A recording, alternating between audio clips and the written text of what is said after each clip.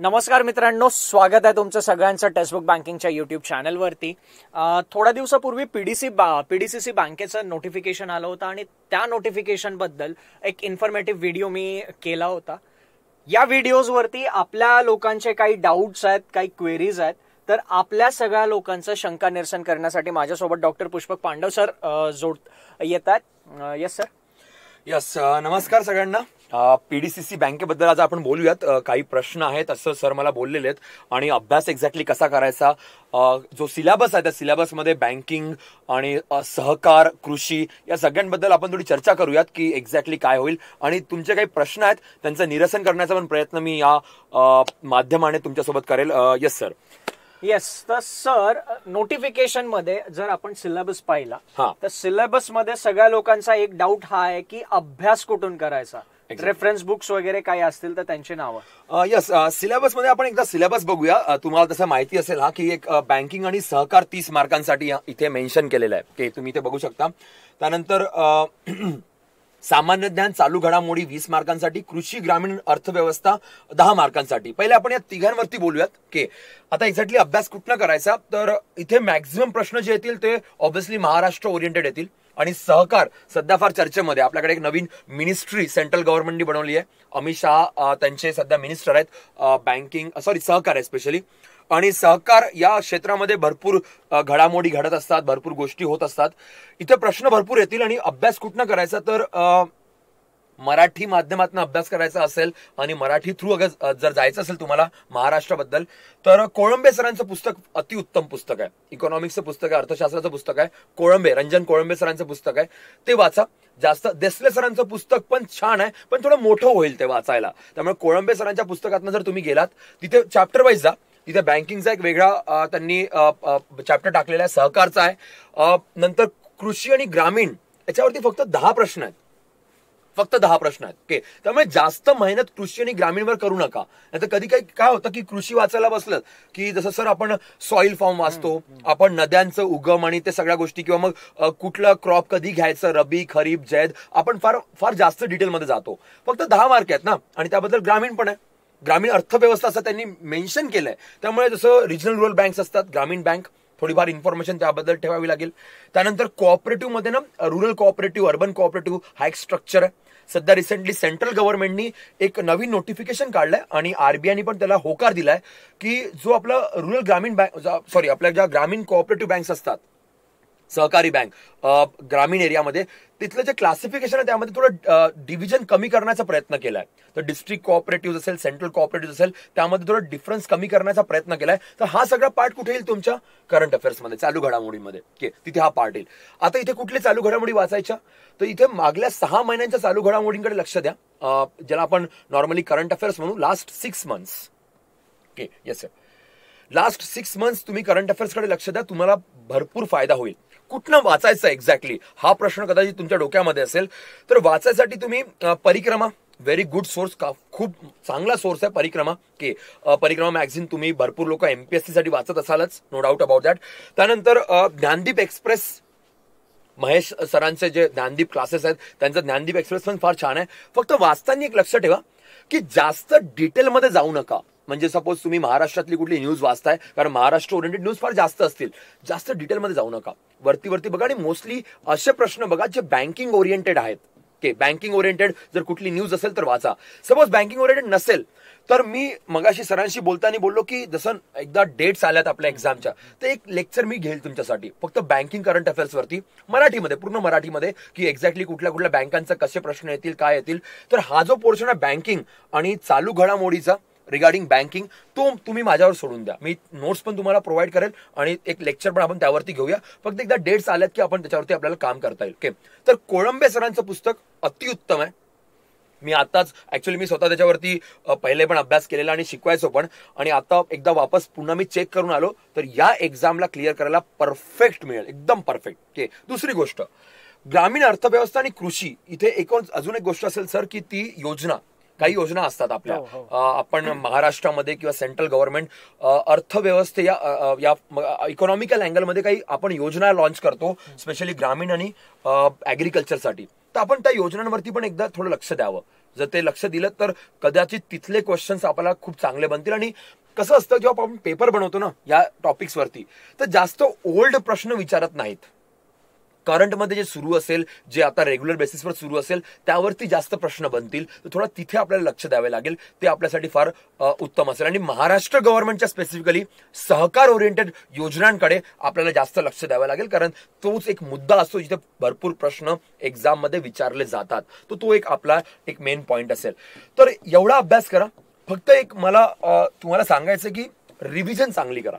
जे पण काही वाचाल, कोळंबे सरांचं पुस्तक वाचताय, परिक्रमा, ज्ञानदीप एक्सप्रेस वाचताय किंवा महाराष्ट्र गव्हर्नमेंटच्या योजना तुम्ही वाचताय, जेवढं पण वाचाल रिव्हिजन व्यवस्थित करा. कारण वेटेज बघा खूप जास्त आहे. खूप जास्त वेटेज इथे आहे आणि खूप जास्त मार्क्स इथनं तुम्हाला अर्न करायला मिळेल. तर जितकी चांगली रिव्हिजन तुम्ही कराल तेवढा तुमचा फायदा होईल. तर बस या गोष्टीकडे लक्ष द्या. बाकी एकदा डेट्स आल्यात की डेफिनेटली तुमचा रिस्पॉन्स बघून आम्ही एक छोटासा व्हिडिओ तेव्हा घेऊन येऊ या सगळ्या टॉपिक्सवरती, की कुठले कुठले वाचायचे आणि त्याचे अर्थ काय असतात. कारण इकॉनॉमिक्समध्ये भरपूर वेळा प्रॉब्लेम जातो. सो ती माझी रेस्पॉन्सिबिलिटी असेल. Don't worry about that. Okay, नक्कीच पुष्पक सर. तर पुष्पक सरांनी तुम्हाला योग्य ते मार्गदर्शन केलेलं आहे की हे जे महत्वाचे टॉपिक्स आहेत, या टॉपिक्सवरती तुम्हाला अभ्यास कुठून करायचा. या व्यतिरिक्त सर मुलांचे काही प्रश्न आहेत, जसं या व्हिडिओच्या कमेंटवरती मी बघत होतो. तर सगळ्यात पहिला प्रश्न असा आहे मुलांचा की जे बाकीच्या जिल्ह्यांमध्ये आहेत, तर बाकीच्या जिल्ह्यामधल्या ऍस्पिरंट्सना हा फॉर्म भरता येईल का? हा, नोटिफिकेशन मध्ये असं कुठेही मेन्शन केलेलं नाही की फक्त पुणे जिल्हा. बँकेचं नाव पुणे जिल्हा जरी असला तरी फक्त पुणे जिल्ह्यातले मुलं परीक्षा देतील असं कुठेही लिहिलं नाहीये. त्यांनी स्पेसिफिकली मेन्शन केलंय की 15 वर्ष तुम्ही महाराष्ट्रात असायला हवात. सो डोमेसाईल हा कन्सेप्ट दिलाय आणि तो स्टेट ओरिएंटेड असतो. तो जिल्ह्यामध्ये नाही जाणार. तो शक्यच नाहीये. तो स्टेट ओरिएंटेड आहे. त्यामुळे कोणीही फॉर्म भरू शकतो. पण ज्यांना मराठी येते आणि जे दुसऱ्या राज्यांमध्ये राहतात त्यांना कदाचित म्हणजे त्यांना देता येणार नाही, कारण 15 वर्ष हा पॉइंट त्यांनी स्पेसिफिकली मेन्शन केलाय. तर भरपूर लोकांना असा डाऊट आलेला. मला वाटतं खूप लोक विचारत होते की आम्ही या स्टेटमध्ये राहतो पण आम्हाला मराठी फार उत्तम येते. बिलकुल तुमच्या मराठीला आमचा सलाम आहे, पण व्हेरी सॉरी, 15 वर्ष इथे राहावं लागेल तरच तुम्ही परीक्षा देऊ शकाल. ओके. यानंतर अजून एक प्रश्न असा होता की आता फॉर्म भरल्यानंतर याची फी जी आहे ती आपल्याला बँकेच्या शाखेमध्ये जाऊन भरायची. हो. इथे पुणेरी झटका किंवा पुणेरी एक जो असतो ना एक ऍटिट्यूड, तो इथे आलेला की तुम्हाला फीज फक्त तिथे एवढंच म्हणजे त्यांच्या ब्रांचेसमध्ये जाऊनच भरावी लागेल. चलान पहिले असायचं, पहिले चलान नावाचा कन्सेप्ट असायचा. जेव्हा बँकिंगच्या परीक्षा व्हायच्या किंवा युपीएससी एमपीएससीच्या चलान, मुलांची फार लंबी लाईन असायची. ते हेच इथे करावं लागेल. ऑनलाईन पेमेंट नाहीये. ऑनलाईन पेमेंट नाहीये, तर तुम्हाला पीडीसीसीच्या ब्रांचमध्ये जावं लागेल. जिथे कुठे तुम्ही असाल आजूबाजूला जिथे पीडीसीसी ब्रांच असेल तिथे जा आणि चलांनी तुम्ही पैसा भरू शकाल. बाकी दुसरा ऑप्शन इथे नाहीये. ओके. तर तुम्हाला पीडीसीसीच्या बँकेत जाऊनच फक्त फीस भरावी लागेल चलानद्वारे. या पुढचा प्रश्न असा होता की याच्यामध्ये सर टायपिंग सर्टिफिकेट मॅन्डेटरी आहे, गरजेचं आहे असं आहे? ओके, हा मॅन्डेटरी नाहीये. सध्या नोटिफिकेशन उघडता सर, नोटिफिकेशन मध्ये ना एक पॉइंट त्यांनी एक मुद्दा मेन्शन केलेला आहे, त्याच्यावरती आपण बोलूयात. की कंपल्सरी नाहीये. पण जेव्हा तुम्ही मुलाखतीला जाल तेव्हा त्यांनी ना काही मार्क्स दिलेत. 5 मार्कांचा इथे एक मेन्शन केलंय.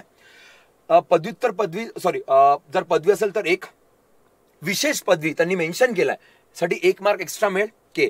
तुमचं जर डीसीबीएम झालं असेल किंवा मग तुमचं एचडीसीएम झालं असेल तर 1 मार्क एक्स्ट्रा मिळेल. जीडीसी 1 मार्क एक्स्ट्रा मिळेल. टायपिंग जर येत असेल आणि स्टेनोग्राफी जर येत असेल तर 1 मार्क एक्स्ट्रा मिळेल. तर 5 मार्क तुम्हाला एक्स्ट्रा मिळण्याचा हा चान्स आहे. कंपल्सरी असं कुठेही लिहिलं नाहीये, असा वर्ड कुठेही यूज केलेला नाहीये. त्यामुळे याला चुकीच्या पद्धतीने घेऊ नका.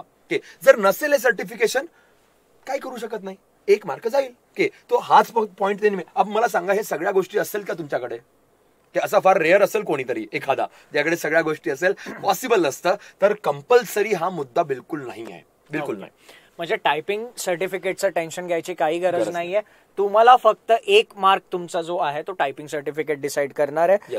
त्याच्यानंतर सर पुढचा प्रश्न असा आहे की पेपर कोणत्या मीडियम मधून होईल? इंग्लिश, मराठी? हा, मराठी तर असेल, no doubt about that, Marathi असेल. ओके. आता ते त्यांच्यावर कधी कधी डिपेंड करतं, कारण सहकारी बँकांमध्ये भरपूर वेळा असं असतं की काही सहकारी बँका लास्ट मुमेंटला म्हणजे नोटिफिकेशनच्या व्यतिरिक्त ते काय करतात की मराठी इंग्लिश देतात. असं भरपूर वेळ झालंय.